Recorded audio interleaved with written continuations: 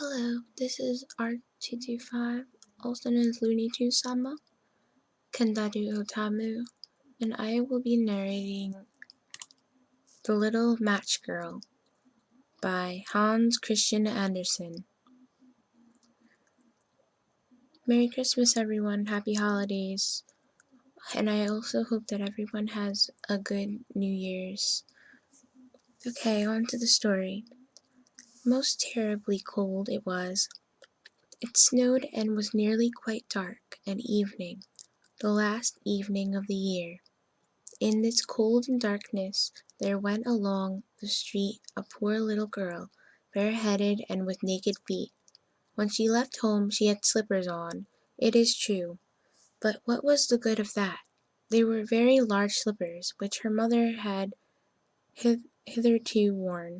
So large were they, and the poor little thing lost them as she scuffled away across the street, because of two carriages that rolled by dreadfully fast.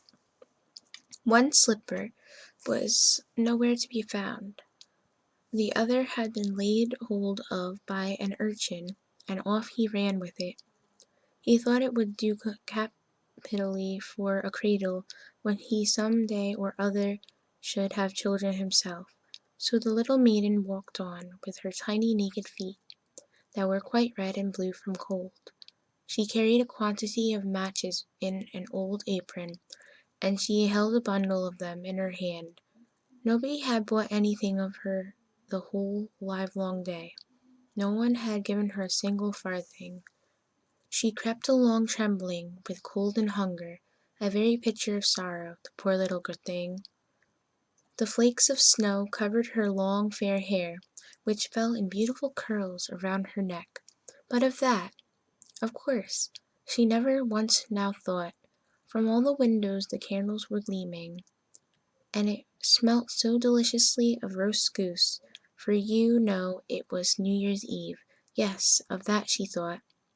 In a corner, formed by two houses, of which one advanced more than the other, she seated herself down and cowered together. Her little feet she had drawn close up to her, but she grew colder and colder, and to go home she did not venture, for she had not sold any matches, and could not bring a farthing of money from her father. She would certainly get blows, and at home it was cold too, for above she had only the roof, through which the wind whistled, even though the largest cracks were stopped up with straws and rags. Her little hands were almost numbed with the cold. Oh, a match might afford her a world of comfort, if she only dared take a single one out of the bundle, draw it against the wall, and warm her fingers by it. She drew one out. Risht! How it blazed! How it burnt! It was a warm, bright flame, like a candle. As she held her hands over it, it was a wonderful light. It seemed really to the little maiden as though she were sitting before a large iron stove, with burnished brass feet and a brass ornament at top. The fire burned with such blessed influence, it warmed so delightfully, the little girl had already stretched out her feet to warm them too, but the small flame went out. The stove vanished. She had only the remains of the burnt-out match in her hand. She rubbed another against the wall. It burned brightly, and where the light fell on the wall, there the wall became transparent like a veil, so that she could see into the room. On the table was spread a snow-white tablecloth. Upon it was a splendid porcelain service, and the roast goose was steaming famously with its stuffing of apple and dried plums. And what was still more capital to behold was, the goose hopped down from the dish, reeled about on the floor with knife and fork in its breast, till it came up to the poor little girl, when the match went out and nothing but thick, cold, damp wall was left behind. She lighted another match. Now there she was sitting under the most magnificent Christmas tree. It was still larger and more decorated than the one which she had seen through the glass door in the rich merchant's house.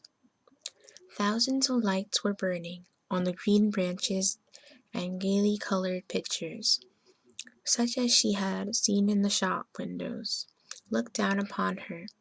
The little maiden stretched out her hands toward them when the match went out. The lights of the Christmas tree rose higher and higher. She saw them now as stars in heaven. One fell down and formed a long trail of fire.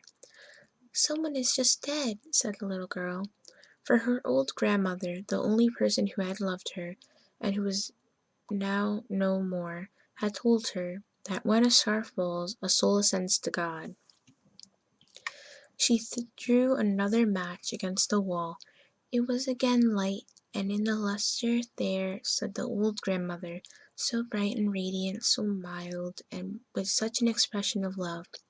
"Grandmother," cried the little one, "oh, take me with you! You go away when the match burns out. You vanish like the warm stove, like the delicious roast goose, and like the magnificent Christmas tree." And she rubbed the whole bundle of matches quickly against the wall, for she wanted to be quite sure of keeping her grandmother near her. And the matches gave such a brilliant light that it was brighter than at noonday. Never formerly had the grandmother been so beautiful and so tall. She took the little maiden on her arm, and both flew in brightness and in joy so high, so very high, and then above was neither cold nor hunger nor anxiety. They were with God. But in the corner, at the cold hour of dawn, sat the poor girl, with rosy cheeks and with a smiling mouth, leaning against the wall, frozen to death on the last evening of the old year. And stiff and dark sat the child there with her matches, of which one bundle had been burnt. She wanted to warm herself, people said. No one had the slightest suspicion of what beautiful things she had seen. No one even dreamed of the splendor in which, with her grandmother, she had entered on the joys of a new year. The end.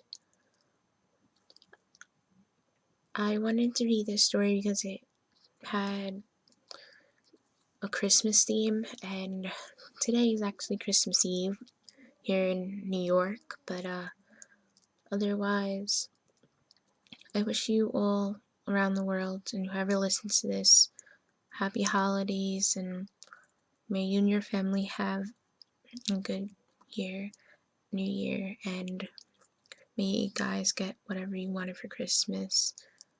And even if you didn't get what you wanted, hopefully you eventually do, or you get to spend time with the people that you care about the most. Thanks for listening. Comment, rate, subscribe. See you next time.